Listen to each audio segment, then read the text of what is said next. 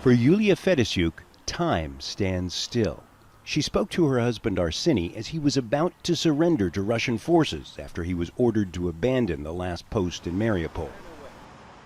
The famed Azov Regiment had held the city for months in a steel plant in one of the war's most dramatic standoffs.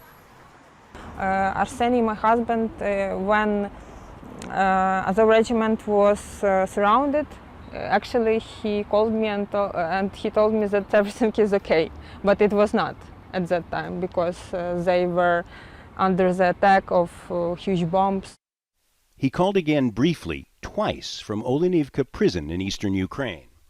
Then, last Friday, the prison erupted in flames, killing more than 50 soldiers. Russia said it was a Ukrainian missile strike. Ukraine said Russia blew up the prison to hide the torture of Ukraine's most legendary fighting force. Do you know he's alive? Definitely no, because I can only tell that he's not in the list of dead soldiers, which was posted by Russians.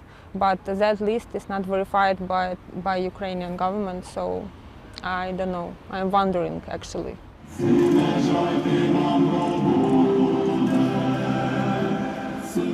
On Thursday in Kyiv, the families of the Azov Regiment called for their release.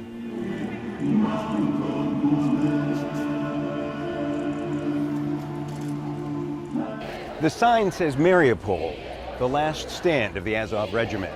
And Yulia is here, together with the other families, asking for them to come home.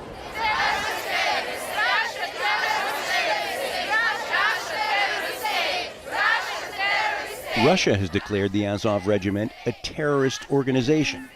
Russia has used the regiment's early association with far-right groups and the use of allegedly Nazi-related symbols as justification for what it calls the denazification of Ukraine. Current and former Azov fighters reject that assertion. Russia made Azov part of their mythology, part of their propaganda. Without this myth about Nazis from Azov, the Russian propaganda about denazification as a reason for so-called military operation falls apart. For the families of Azov, the battle is now theirs to carry on. They were fighting for us in Mariupol. They were fighting for us during these 8 years. They were defending us, and now we have to do the same thing. Now we have to defend them, and we have to save them. Until her husband returns, for Yulia Fedosyuk, the Battle of Mariupol never ends. Hendren, Al Jazeera, Kyiv.